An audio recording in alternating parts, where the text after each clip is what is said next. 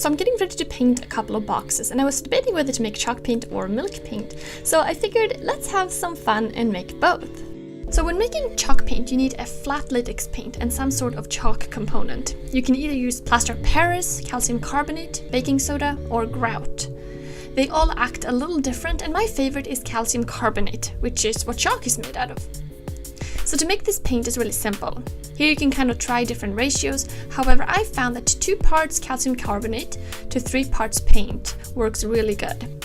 That makes a nice and thick paint. However, you can always experiment and get a ratio that works well for you and your project. I really love how thick chalk paint is. It covers really well, and it's a perfect choice for refinishing furniture or even for putting on new projects. You can play with layers of different colors, sand it in between, which I did a while back on the stool, for example. Now I prefer to add a wax coat to chalk paint when it's all dry. So let's move on to milk paint. There are a lot of different ways to make milk paint. However, I found that using dry, non-fat milk powder along with water, pigment, and a tiny amount of calcium hydroxide works well, and is really easy. To make a small amount of paint, I'm using the following recipe.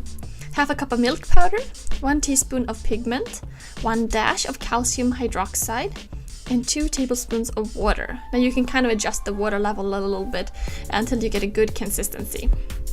Now it's important to blend this really well. When I make a large batch of this, I like to use a dedicated blender, which makes it really nice and smooth, but otherwise you just need to stir a lot. This paint should be used right away or stored in the fridge. However, it will thicken up as it sits, so I prefer to just make as much as I need. You definitely need to protect this milk paint once it has dried, so I like to cover it with polyurethane or spray lacquer. Both of these are really best to brush on by hand. I wouldn't spray them on my projects with an HVLP gun, because in that case you need a thinner paint. I do love, however, how easy it is to make this yourself and how you can really play around with different colors and different styles, and you can have a lot of fun with it.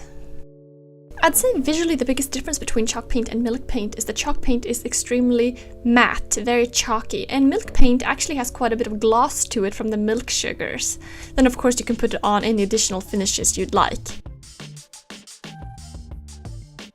This video was brought to you by HomeRite, makers of the Finish Max Pro HVLP sprayer, the perfect sprayer for providing a fine finish on your woodworking projects.